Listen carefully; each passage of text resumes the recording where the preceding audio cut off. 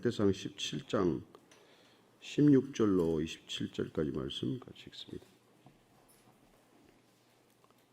시작. 다윗 왕이 여호와 앞에 들어가 앉아서 이르되 여호와 하나님이여 나는 누구이오며 내 집은 무엇이기에 나에게 이르게 하셨나이까. 하나님이여 주께서 이것을 오히려 작게 여기시고 또 종의 집에 대하여 먼 장래까지 말씀하셨사오니 여호와 하나님이여 나를 존귀한 자들같이 여기셨나이다. 주께서 주의 종에게 베푸신 영에 대하여 이 다윗이 다시 주께 무슨 말을 하오리까. 주께서는 주의 종을 아시나이다. 여호와여 주께서 주의 종을 위하여 주의 뜻대로 이 모든 큰 일을 행하사 이 모든 큰 일을 알게 하셨나이다. 여호와여 우리 귀로 들은 대로는 주와 같은 이가 없고 주 외에는 하나님이 없나이다. 땅의 어느 한 나라가 주의 백성 이스라엘과 같으리이까. 하나님이 자기 백성을 구속하시려고 나가사 크고 두려운 일로 말미암아 이름을 얻으시고 애굽에서 구속하신 자기 백성 앞에서 모든 민족을 쫓아내셨사오며 주께서 주의 백성 이스라엘을 영원히 주의 백성으로 삼으셨사오니 여호와여 주께서 그들의 하나님이 되셨나이다. 여호와여 이제 주의 종과 그의 집에 대하여 말씀하신 것을 영원히 견고하게 하시며 말씀하신 대로 행하사 견고하게 하시고 사람에게 영원히 주의 이름을 높여 이르기를 만군의 여호와는 이스라엘의 하나님 곧 이스라엘에게 하나님이시라 하게 하시며 주의 종 다윗의 왕조가 주 앞에서 견고히 서게 하옵소서. 나의 하나님이여 주께서 종을 위하여 왕조를 세우실 것을 이미 듣게 하셨으므로 주의 종이 주 앞에서 이 기도로 간구할 마음이 생겼나이다. 여호와여 오직 주는 하나님이시라. 주께서 이 좋은 것으로 주의 종에게 허락하시고 이제 주께서 종의 왕조에 복을 주사 주 앞에 영원히 두시기를 기뻐하시나이다. 여호와여 주께서 복을 주셨사오니 이 복을 영원히 누리리이다 하니라. 아멘. 우리가 기도할 때 하나님께서는 기쁘게 들으십니다. 어떤 내용이든지 하나님께서는 우리의 기도를 들으시죠. 그러나 어떤 기도를 특별히 더 기뻐하시겠습니까? 우리가 어떤 기도를 드려야 그분께서는 정말 기쁘게 그 기도를 들으시겠습니까? 저는 감사 기도라는 것을 믿거니와 잘 압니다. 왜냐하면 우리의 아빠가 되신 하나님은 그 자녀되는 우리가 아버지의 존재 자체를 기뻐하고 감사할 때 가장 기쁘신 것이죠. 다윗의 이 기도가 오늘 감사를 주제로 하고 있다는 것을 알게 됩니다. 이렇게 물을 수도 있겠죠. 다윗처럼 일개 목동에서 왕의 지위에 오르면 누가 감사하지 않겠습니까? 그렇지 않습니다. 감사하는 게 그렇게 쉬운 일이 아닙니다. 처음에는 겸손하죠. 그러나 시간이 지날수록 내 몫이 점점 커집니다.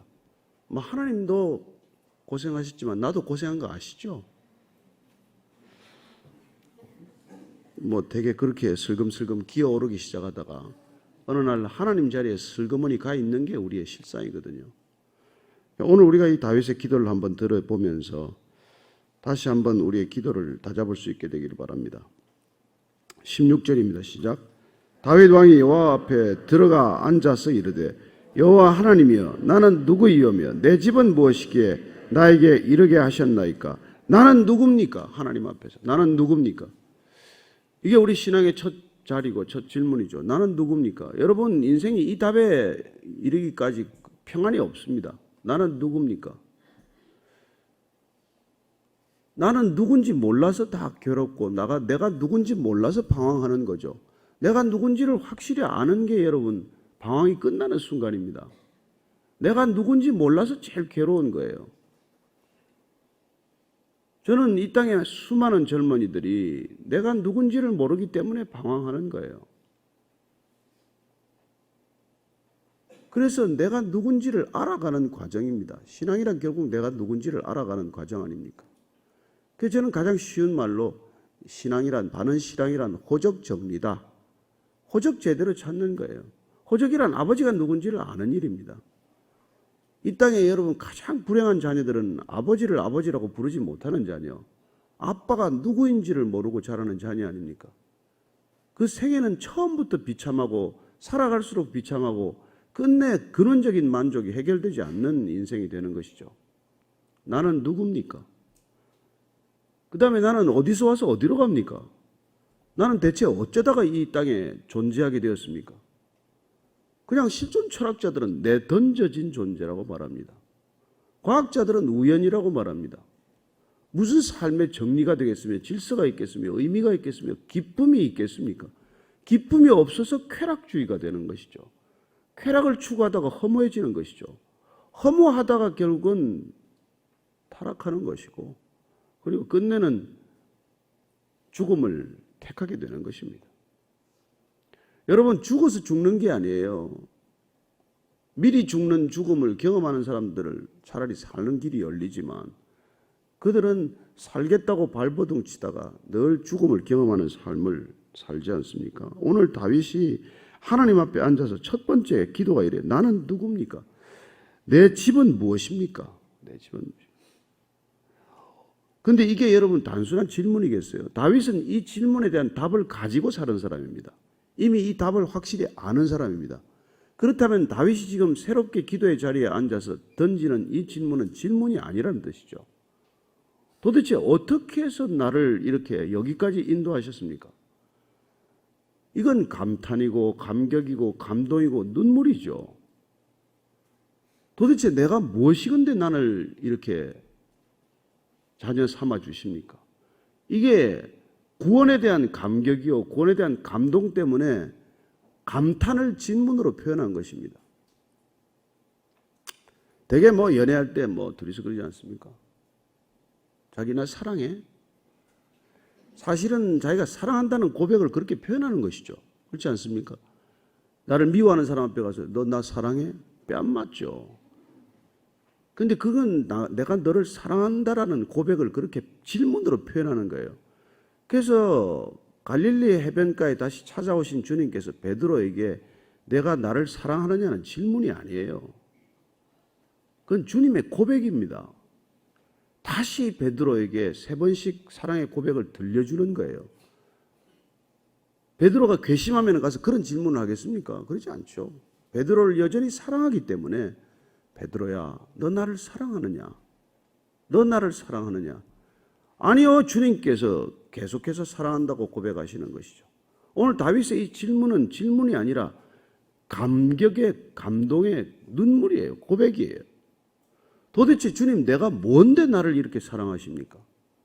내가 누구이건데 나를 여기까지 이르게 하셨습니까? 여러분들이 아마 그런 질문을 던지는 순간 이 기도의 자리가 눈물의 자리가 되지 않겠습니까? 왜 옵니까? 기도가 응답돼서? 아니에요. 그분을 아빠라고 부르고 그분께서 나를 맞아주셨기 때문에 우리가 눈물을 쏟는 것이지. 여러분 여기서 보면 기도하는 거 보면 눈물 흘리면서 기도하는 사람은 기도가 응답이 안 돼서 그렇게 애를 태우는 분도 가끔 계시지만 대부분은 내가 누구이건데, 내가 뭔데, 도대체 내가 누구이건데 저를 여기까지 오게 하셨습니까? 그게 여러분 구원의 감격 아닙니까? 그게 희미해지면 희미해질수록 우리의 기도는 복잡해지고 우리의 불만은 더 많아지고 우리의 입술은 더 거칠어지는 것이죠. 17절 계속해서 읽습니다. 시작. 하나님이여 주께서 이것을 오히려 작게 여기시고 또 종의 집에 대하여 먼 장래까지 말씀하셨사오니 여호와 하나님이여 나를 존귀한 자들같이 여기셨나이다. 그는 지금 존귀한 자가 되었어요. 그러나 보십시오. 뭐라고 말합니까? 주님 어쩌자고 나를 존귀한 자처럼 여깁니까예요.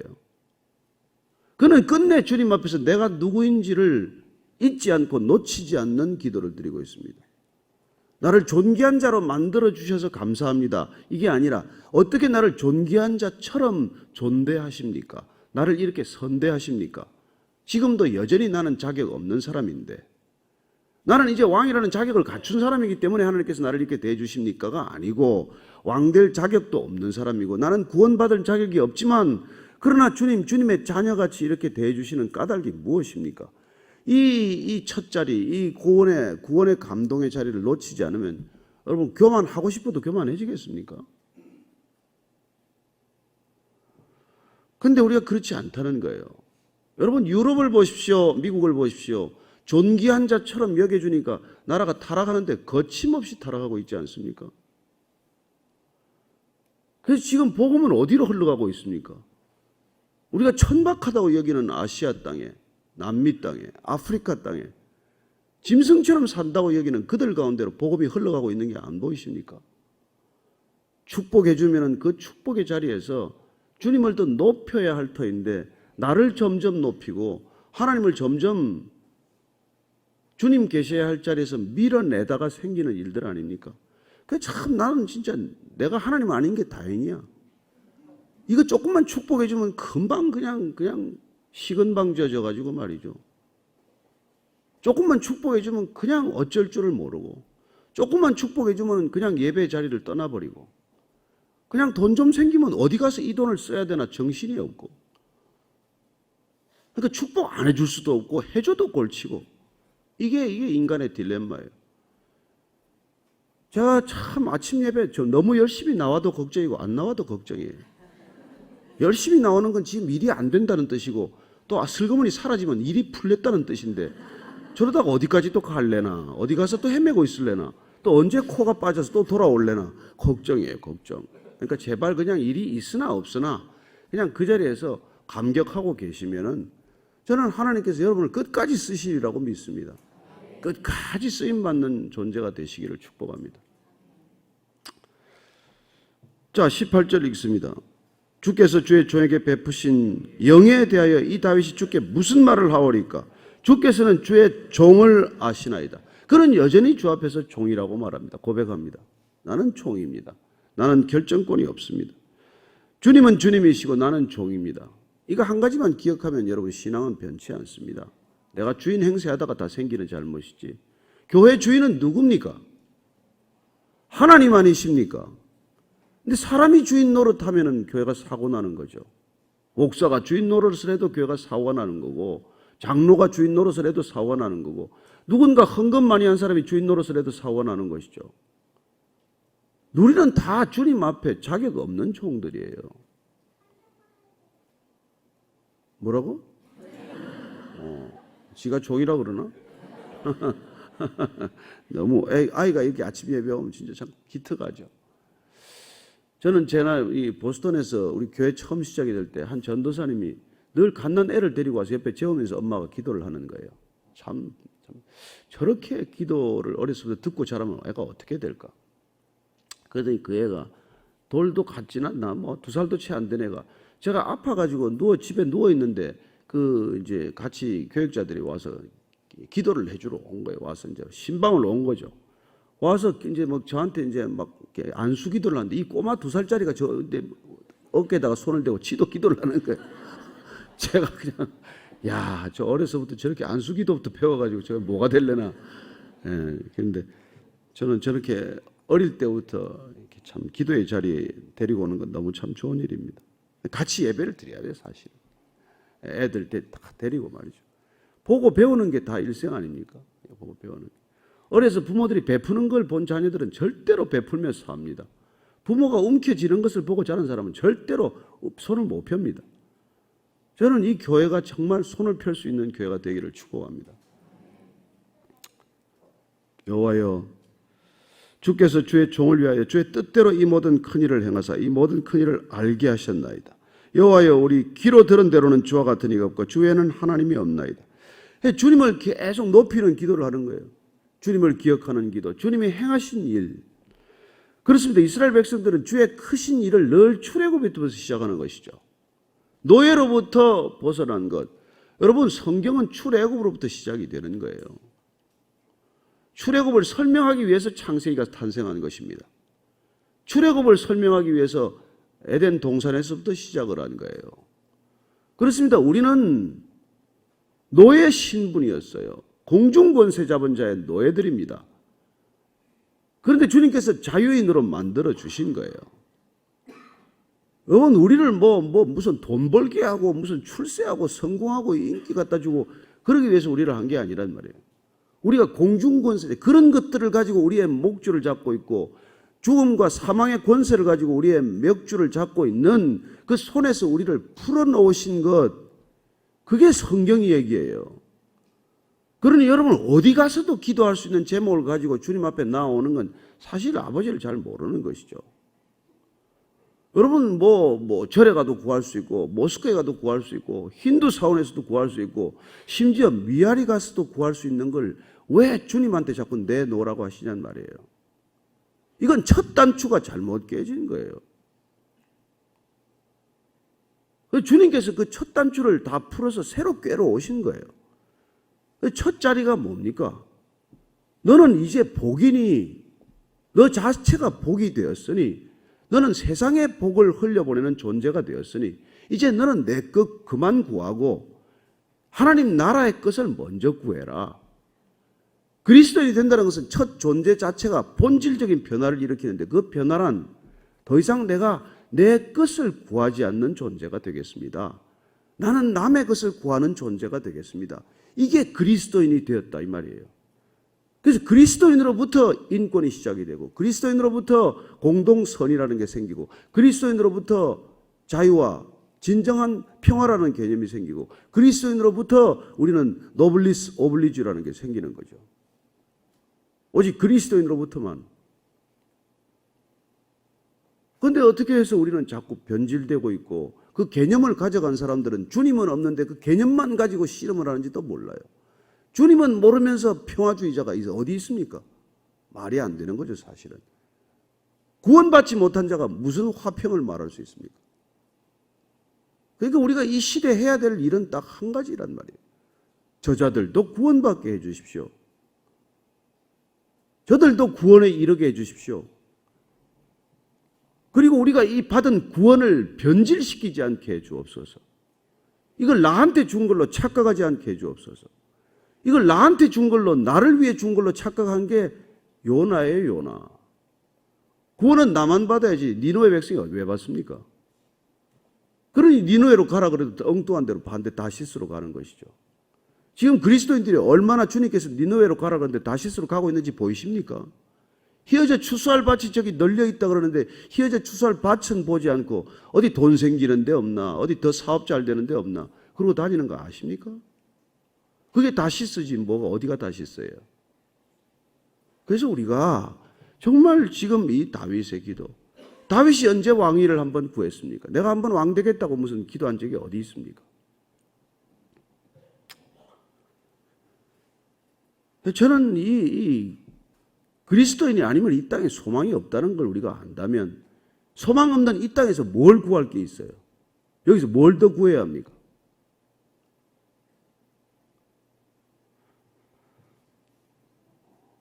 주말 아침에 저건 왜 저러나 그러지 마시고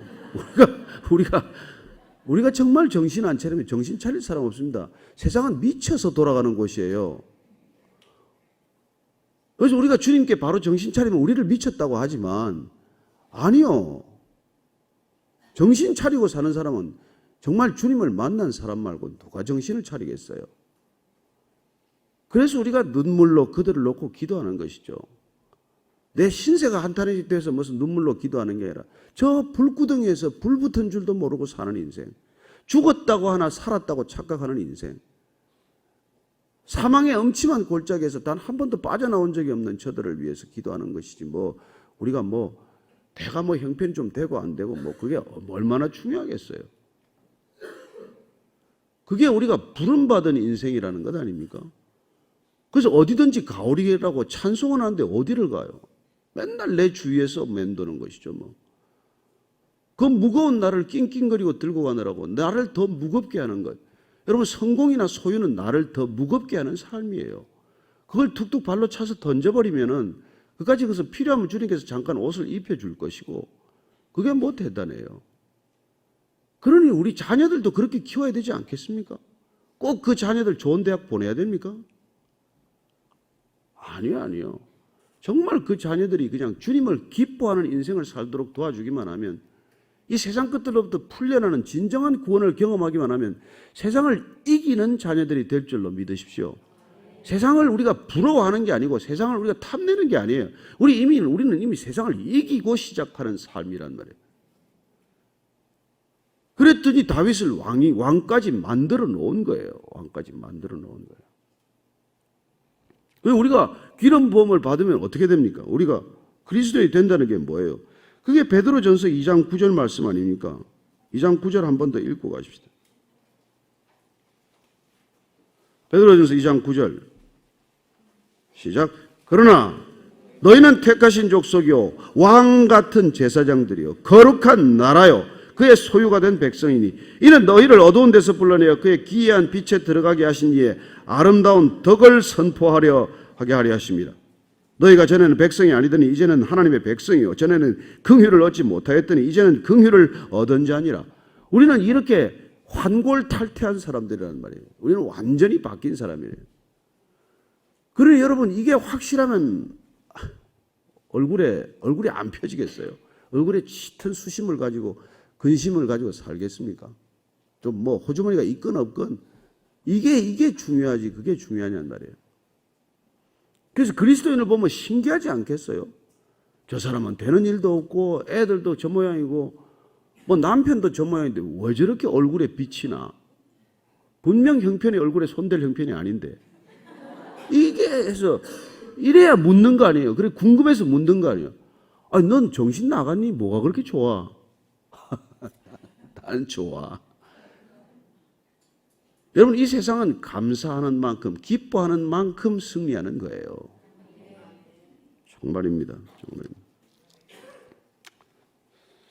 그렇다면 다윗이 지금 이 기도를 할 때 이렇게 돼서 기도한 겁니까? 아니요. 그는 광야에서도 기도했고 쫓기면서도 기도했고 정말 모든 것이 하나도 안 풀릴 때도 감사했던 사람이에요. 그의 기도는 왕이 되었기 때문에 바뀐 기도가 아니에요.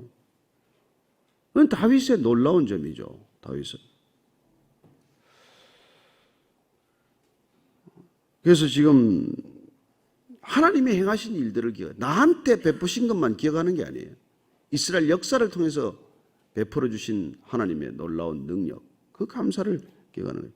그래서 나는 예를 들어서 우리 형제한테, 우리 자매한테 베풀어 주신 은혜도 이걸 감사하는 게 그리스도인 일 아닙니까?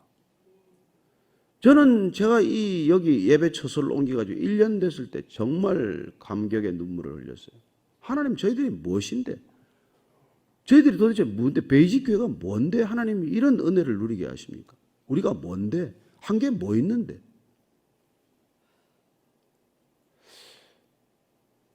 저는 하나님께서 정말 이 베이직 교회 베풀어 주신 걸 저는 잊지 않습니다. 제가 오늘 조금 있다가 내가 예배를 또 드리러 가는데 그 성도가 우리 교회에 오지도 않아요. 그냥 이 교회가 처음 생겼을 때 그냥 익명으로 절대 이 이름을 밝히면 안 된다는 이름으로 커피 기계를 하나 보냈어요. 아무도 교회에 관심을 갖지 않을 텐니다. 그런데 이 교회에 나오지도 않는 사람이 여기다 커피 기계를 보낸 거예요. 그냥 커피 마시라고. 그러더니 또 누가 커피 봉투를 또 갖다 놓기 시작을 했어요. 그 커피 봉투가 스타벅스에 쓰는 것보다 2배 비싼 겁니다. 그 커피 봉투가 지금까지 이어지고 있어요. 아십니까? 여러분들이 어떻게 해서 커피를 마시게 됐는지. 그 커피 기계가 하나 들어왔더니 그 앞에 줄을 서 있는 걸 보고 누군가 그 다음 달에 또 커피 기계를 또 하나 갖다 놨어요. 그래서 내가 이런 사태가 나면 안 되겠다. 그래가지고 내가 그 첫 차지를 추적을 했어요. 전화를 내가 도대체 누가 보냈냐. 그래서 내가 그 사람을 알아냈습니다. 그래서 내가 오늘 또 고마워서 거기 예배를 드리러 가요.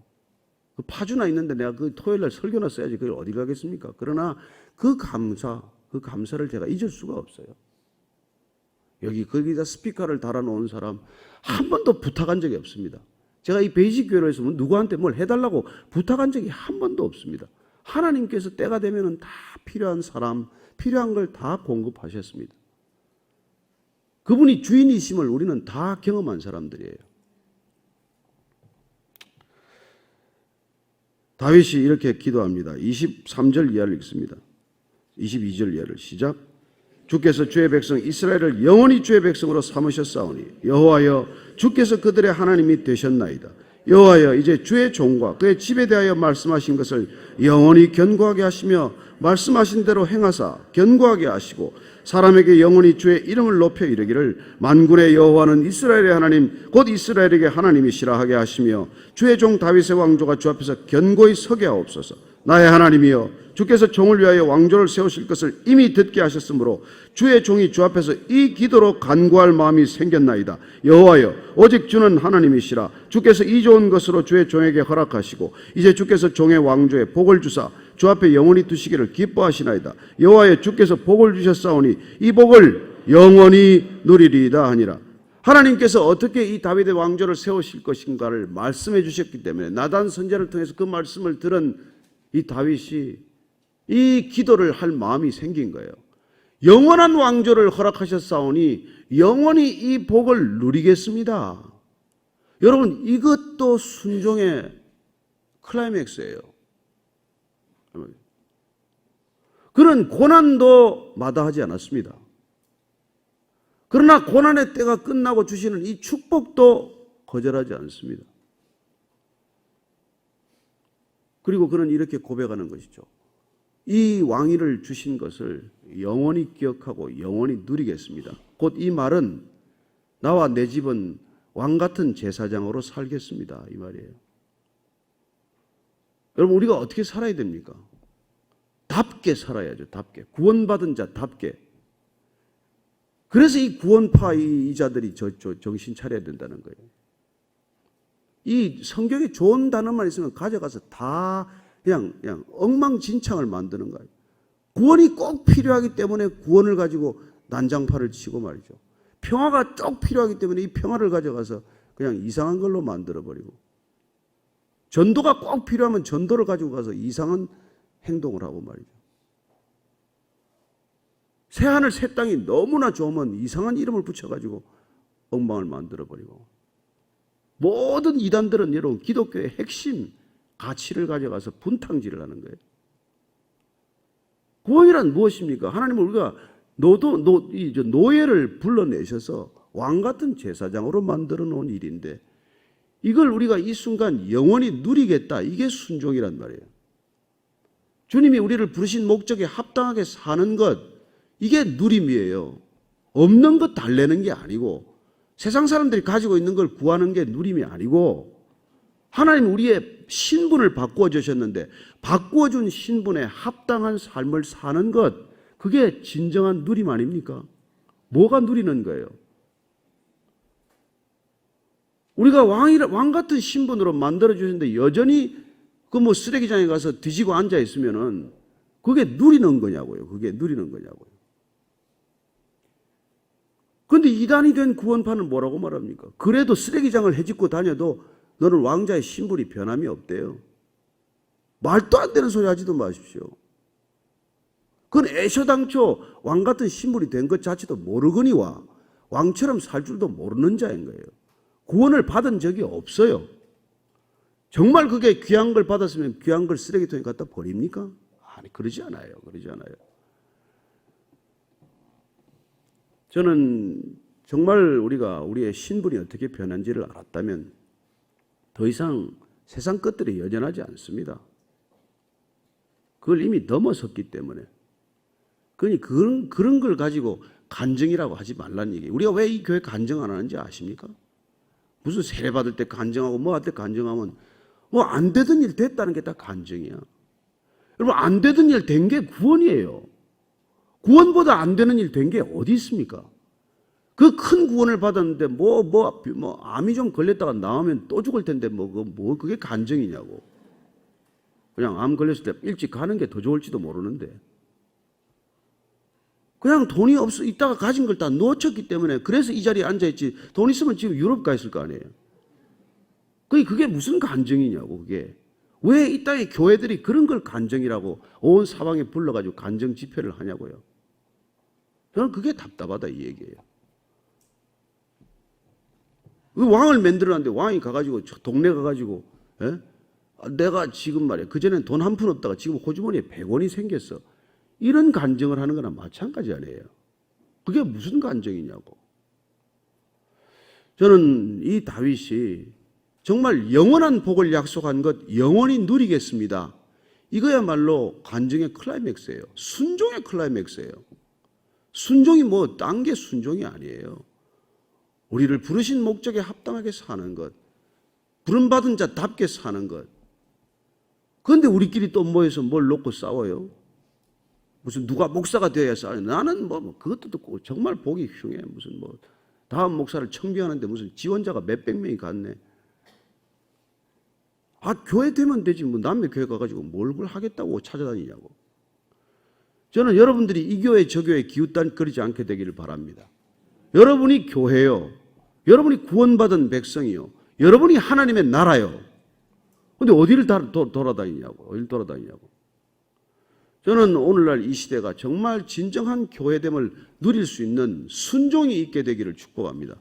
교회로 부르신 그 목적에 합당한 삶을 사는 것, 그것보다 더 큰 순종이 없고 그것보다 더 큰 축복이 없다는 것 기억하시게 되기를 바랍니다. 우리가 오늘 이 시대 교회를 위해서 한번 기도합시다. 어쩌다 교회가 이 지경에 대해서 이렇게 수치를 겪게 되었습니까?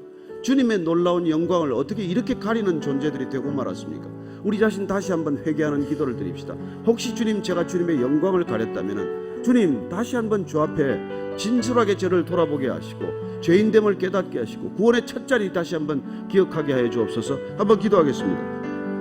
하나님 아버지, 주님, 제가 누구인지를 알게 하셔서 감사합니다. 도대체 제가 누구입니까? 제가 무엇이건데 주님 이 자리에 앉게 하십니까? 제가 누구이건데 여기에 오게 하셨습니까? 베이직 교회가 뭔데 주님 이 자리에서 예배드리게 하십니까? 우리에게 어떤 이런 은혜를 허락하십니까? 하나님, 저희들이 받은 이 은혜 흘려보내는 데만 온갖 마음과 뜻을 다하게 해 주옵소서. 여전히 허기지고 목말라 주님 채워주소서. 아직도 배고픕니다 말하는 것이 아니라 주님 부족함이 없습니다. 어떻게 흘려보낼까요? 어디로 흘려보낼까요? 어디를 바라볼까요? 주님, 나를 향한 시선을 거두게 하시고 저곳을 향한 시선을 주님에 맞춰 두게 하여 주옵소서. 휘어져 추수할 밭을 보게 하여 주옵소서. 땅끝까지 가라고 하시는데 가지를 못할 망정 골방에 앉아서 땅끝을 바라보게 하여 주옵소서. 땅끝을 향한 기도를 멈추지 않게 하여 주옵소서. 열방을 향한 기도를 멈추지 않게 하여 주옵소서. 하나님 아버지, 우리가 대체 누굽니까? 제가 누굽니까? 우리가 누굽니까? 이 교회가 누굽니까? 하나님, 무엇 때문에 우리를 여기까지 인도하셨습니까? 어떻게 우리를 이렇게 은혜를 베풀어 주십니까? 날마다 기도의 자리가 감격의 자리, 눈물의 자리, 감동의 자리 되게 하옵소서. 이제는 십자가에서 그 감동, 그 감격을 온몸에 피와 물로 쏟아부어 주신 우리 구주 예수 그리스도의 은혜와 하나님 아버지의 이 신비한 사랑과 날마다 우리 자신을 향한 시선을 거두어 영원한 곳, 이웃, 추수할 들녘을 바라보게 하시는 성령님의 인도하심이 오늘 다윗의 감사기도처럼 이 감사로 사탄을 이기고 이 감사로 불평과 불만을 이기고 이 감사로 이 땅의 모든 것들을 이기는 이 자리에 고개 숙인 모든 믿음의 지체들, 진정한 성령 공동체, 예배 공동체, 믿음 공동체 위에 지금부터 영원까지 함께 하시기를 간절히 축원하옵나이다. 아멘.